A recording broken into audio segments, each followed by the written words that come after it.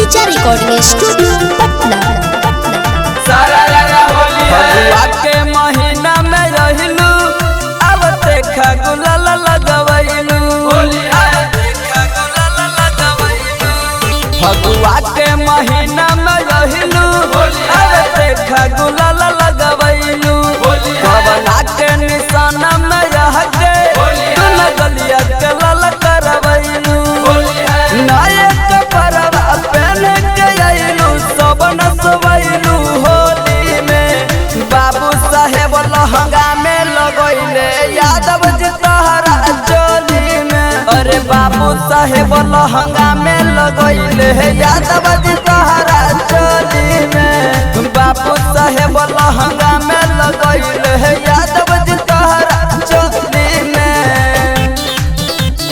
सारा यारा होली है, होली है, सारा यारा होली है। बारूद चीज ऐसन सब के सटाइलू। 16 बरिस में बाची सब के नचाइलू।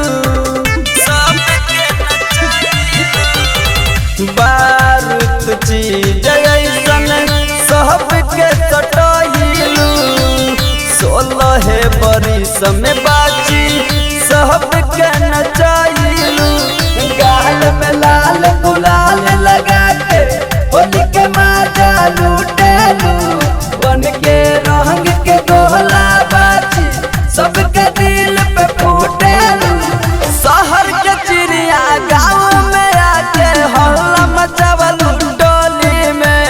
बाबू साहेब लहंगा में लगैले यादव जी डालले चोली में।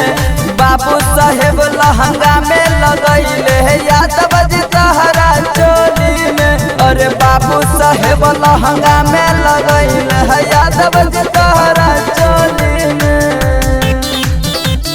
सारा रारा होली है, होली है, सारा रारा होली है। पांडे जी पियर लगैले सर मजलाल हो। पप्पू के राय मिल के महल गुलाल हो। पांडे जी पियर लगैले शहर मजलाल हो। गौतम नायक मिल के महल गुलाल हो। कमर कमाने डार हिला के सबके मन सहका देलू। होली के माजा तू ही उठावलू सबसे रंग लगवा लेलू। जवन देखावे के चीज न रहे वो देखावेलू होली में। बाबू साहेब लहंगा में लगैले यादव जी डालले चोली में। बाबू साहेब लहंगा में